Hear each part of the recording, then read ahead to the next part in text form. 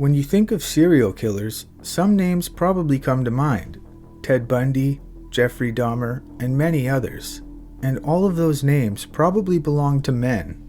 But here at Nexus Unsolved, being the progressive and forward-thinking channel that we are, realize that anything a man can do, a woman can do just as well.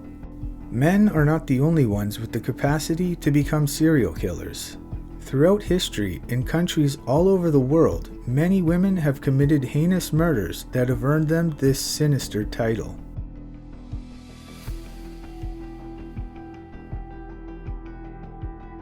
Miyuki Ishikawa is the most prolific serial killer in Japanese history. She was a midwife and the director of the Kotobuki Maternity Hospital. Many babies born in this hospital belonged to poor families who could not care for them, and unfortunately there were no social programs available. With the help of her husband Takeshi Ishikawa, Miyuki often killed these infants by neglecting them. Dr. Shiro Nakayama would also help cover up the deaths by falsifying death certificates for the murdered babies. Miyuki was caught when 2 police officers from the Waseda Police Department inadvertently found the bodies of 5 infants connected to Miyuki and the hospital. Autopsies showed that none of the babies had died of natural causes. An investigation began, and more bodies connected to Miyuki were found. 40 bodies were discovered in the house of a mortician, and another 30 were found in a temple. At trial, Miyuki, her husband, and Dr. Nakayama argued that they were providing a service and that the parents of the baby should be blamed. Miyuki was sentenced to only 8 years in prison. Her husband and Dr. Nakayama were sentenced to only 4 years each. And amazingly, on appeal, all had their sentences cut in half. Outrage over this led to the limited legalization of abortion in Japan on June 24, 1949.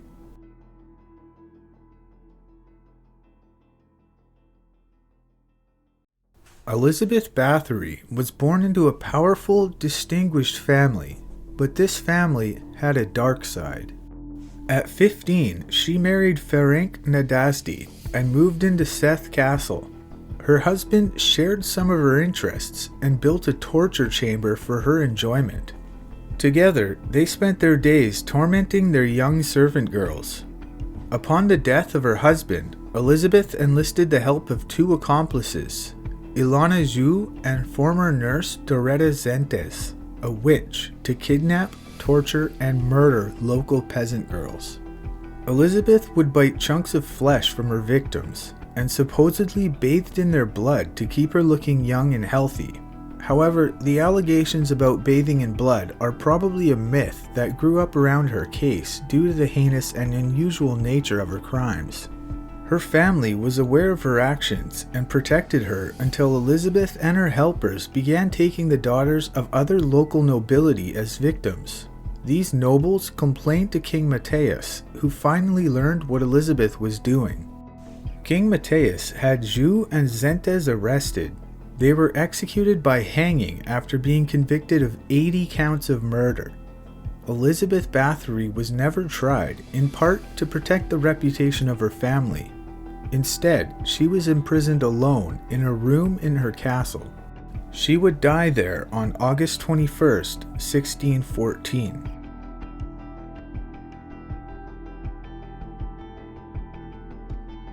Leonarda Cianciulli was a superstitious woman whose beliefs led her to human sacrifice. She married Raphael Pansardi in 1914 and became pregnant 17 times. 3 of those pregnancies ended in miscarriage. Of the 14 children to whom she gave birth, 10 died at a young age. She was very protective of her 4 surviving children, especially Giuseppe, her oldest and favorite. In 1939, Giuseppe was old enough to join or be drafted into the Italian army and trained to fight in World War II. Determined to protect her son at any cost, Leonarda turned to human sacrifice. Her victims were 3 neighbor women with whom she was friendly. Leonarda's first 2 victims, Faustina Seti and Francesca Soavi, were killed and cut into 9 pieces. Their blood was collected and their bodies were dissolved in caustic acid. She dumped the sludgy remains into a septic tank. The blood from these victims was set aside and allowed to coagulate. Then the thickened blood was put into the oven, dried completely, and ground into a fine powder. Leonarda mixed this powder into tea cake batter. The cakes were fed to family, friends, and visitors to her small shop. Her third victim, Virginia Cacioppo, was killed in the same way as the first two victims, but with one difference. Leonarda was so impressed with Cacioppo's body fat that she cooked some of it down, mixed it with a bottle of cologne, and turned it into soap. She was caught when Cacioppo's sister became suspicious and went to the police. Leonarda was unrepentant and confessed to all 3 murders.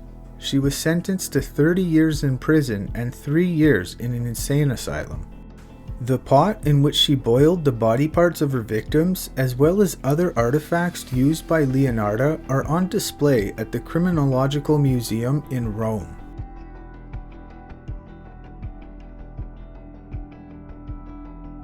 Aileen Wournos was born on February 29, 1956 in Rochester, Michigan. She left Michigan and went south, ending up in Florida, where she became a sex worker. Wournos shot and killed at least 7 men over the course of a year. The body of her first victim, Richard Mallory, was found in December 1989. The 7th body was found on November 19, 1990. Each victim had been shot multiple times. Wournos would meet Tyriam Moore in Daytona in 1986, and although they became romantically involved, Moore did not participate in any of the murders. How much Moore knew is still debated. Police discovered Wournos' involvement when they found a receipt at a pawn shop. The items on the receipt belonged to Richard Mallory, her first victim, but the fingerprint on the receipt belonged to Wournos. Moore had ended the relationship with Wournos and moved back to Pennsylvania in 1990. Florida police tracked down Moore, and she helped capture Wournos by getting her to confess to 6 murders in a phone call. On January 27, 1992, Wournos was found guilty of killing Richard Mallory. During the following months, she pleaded guilty to 5 more murders. Later, she admitted to killing a 7th victim, Peter Seams, whose body was never found. She was sentenced to death for every murder and executed by lethal injection on October 9, 2002.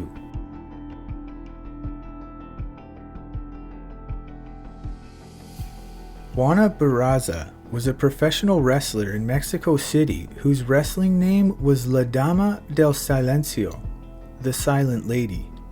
Her mother was an alcoholic who had traded Juana to men for booze. All of her victims were elderly women. Juana would dress up as a social worker and target elderly women who could be eligible for social welfare programs. She was seen carrying paperwork and a stethoscope. Some victims were strangled and others were bludgeoned. After killing her victims, Juana would steal from them. Witnesses who saw her near the victims' homes described her as having a manly build. This led police and others to believe that the killer was a man dressed as a woman. She was arrested as she was running away from the home of Ana Maria de los Reyes, her last victim, who had been strangled with a stethoscope. Juana pled guilty to just 1 murder and blamed resentment for her mother as the reason for her crime. Juana was found guilty of 16 charges of murder and aggravated theft, with 11 of the charges for separate counts of murder. She was sentenced to 759 years in prison on March 31, 2008.